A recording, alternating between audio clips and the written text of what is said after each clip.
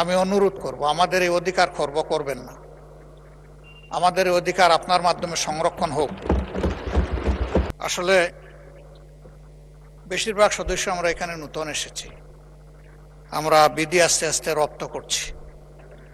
বিধি মোতাবেক এই সংসদ চলবে, এটা আমরা সকলেই সহযোগিতা করা উচিত। স্পিকারের চেয়ার থেকে বারবার এই অনুরোধ আমাদেরকে জানানো হয়েছে, আমরা এটাকে রেসপেক্ট করি। এই বিলটা কোনো সময়ের সীমার মধ্যে বন্দী নয়, সময়ের কোনো বাধ্যবাধকতা নেই। এখানে বিধিটা মানাই তো উচিত ছিল। আমরা তো 3 দিন আগে, একদিন আগেও তো পেলাম না ম্যাটেরিয়ালস, জাস্ট এখন ডেস্কে এসে পেয়েছি। আমি অনুরোধ করব, আমাদের এই অধিকার খর্ব করবেন না। আমাদের এই অধিকার আপনার মাধ্যমে সংরক্ষণ হোক।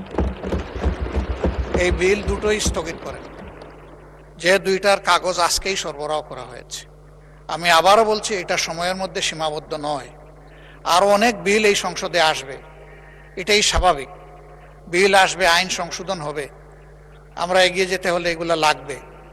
কিন্তু যেখানে যেটা প্রযোজ্য সেটা হওয়া উচিত।